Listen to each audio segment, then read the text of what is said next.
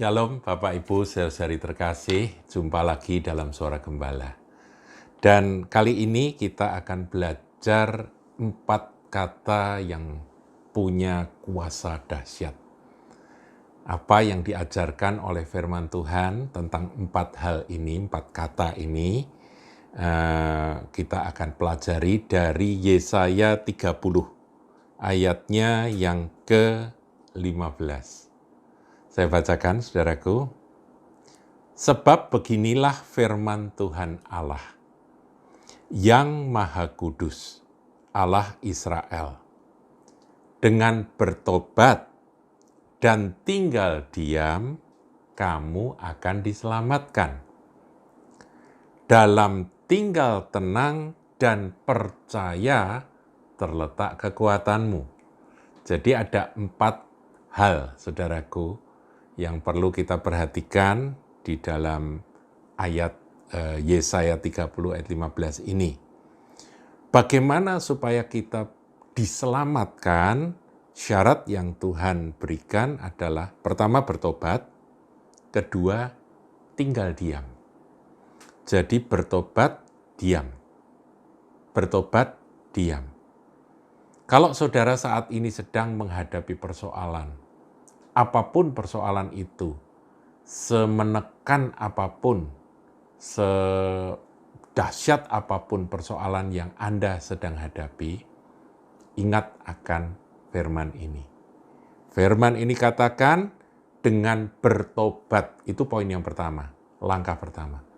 Bertobat itu artinya kita berbalik dari jalan-jalan kita yang jahat. Kalau ada dosa, kita segera datang pada Tuhan, kita sujud di hadapannya, kita bertobat. Tinggalkan dosa, minta ampun, minta Tuhan mengampuni. Nah, kita sebagai umat Tuhan, perjanjian baru, minta Tuhan Yesus menguduskan dengan kuasa darahnya.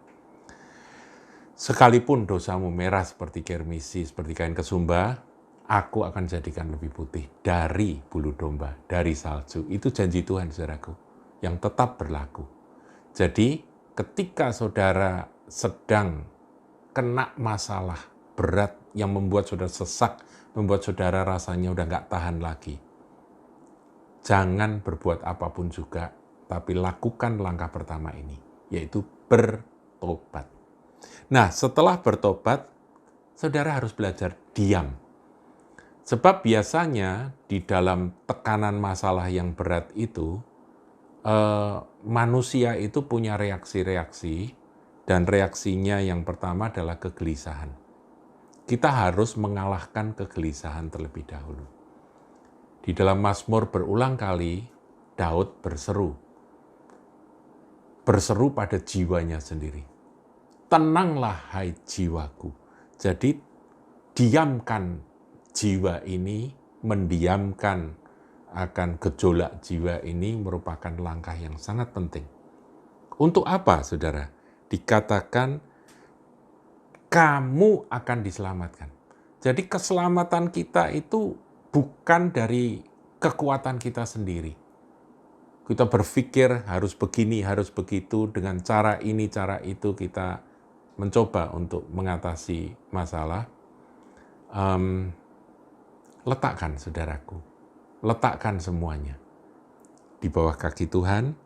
Bertobat nomor 1, kedua tenang, diam.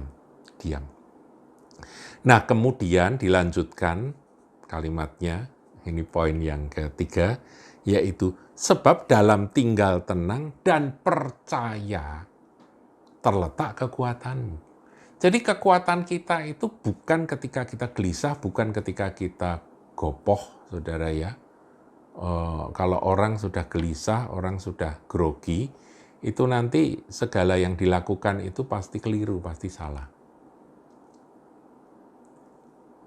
Firman Tuhan katakan, kekuatan kita itu justru dalam tinggal tenang. Tenang. Tapi bukan tenang biasa, tenang karena percaya. Ya, dalam tinggal tenang dan percaya.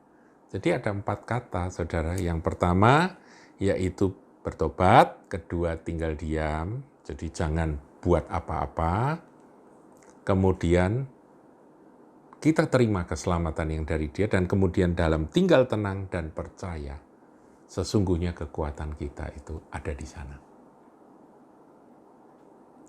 Firman ini memang kurang enak, saudara, kalau kita lanjutkan, dikatakan tetapi kamu enggan. Dan ini memang merupakan gambaran dari hampir semua manusia, saudara. Manusia kalau sudah kena masalah, itu pasti nggak bisa disuruh tinggal diam, suruh tenang itu nggak bisa. Suruh percaya itu susahnya luar biasa. Makanya firman ini disampaikan supaya saudara ingat, saudara pegang, ingat, jadikan pedoman. Ketika badai itu datang, bertobat dulu. Tinggal diam. Maka keselamatan itu Tuhan jamin. Kemudian dalam tinggal tenang dan percaya, disitulah terletak kekuatan kita sebagai anak Tuhan. Nah, kalimat berikutnya, tetapi kamu enggan, itu nggak usah terjadi dalam hidup kita. Ya, ayat 16 lebih menyedihkan, saudara. Dikatakan, kamu berkata, bukan, kami mau naik kuda dan lari cepat. Nah, itu pakai caranya sendiri, pakai kekuatannya sendiri.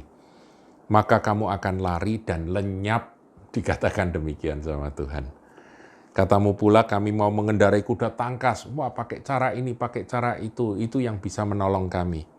Maka pengejarmu akan lebih tangkas lagi. Kalau Tuhan yang berperkara, kalau Tuhan yang mau ambil alih masalah kita, Dia menunggu kita bertobat dan tinggal diam, kita tinggal tenang dan percaya akan kuasa pertolongannya. Saudara, saya ingat akan kisah umat Israel ketika mereka keluar dari Mesir, kemudian dalam perjalanan mereka sampai di tepi Laut Kulsum, dan mereka melihat dari belakang itu pasukan berkuda dari Fir'aun, dari orang-orang Mesir itu mengejar, saudara, mengejar mereka. Dan mereka ketakutan. Dalam ketakutan mereka bersungut-sungut, mereka jadi grogi, mereka jadi gelisah, mereka ketakutan, sehingga udah kacau balau nggak keru-keruan. Dan disitulah Tuhan berfirman kepada Musa, supaya umat Tuhan itu jangan takut. Dan kata-kata ini kiranya boleh menenangkan saudara yang saat ini sedang gelisah. Ayat yang ke-14 dari Keluaran 14. Ini di tepi Laut Kulsum, di mana ke sana akan tenggelam, ya akan dimakan oleh ombak laut. Ke kiri pasir, ke kanan barangkali batu karang. Mau kemana lagi? Belakang dikejar. Jadi mereka nggak ngerti. Disitulah firman ini disampaikan. Tuhan akan berperang untuk kamu, dan kamu akan diam saja. Saudaraku, pertama bertobat, kedua tinggal diam, ketiga dalam tinggal tenang dan percaya terletak kekuatan kita. Keselamatan kita dan kekuatan kita ada pada 4 kata ini. Bertobat, tinggal diam, tinggal tenang, dan percaya. Tuhan Yesus memberkati.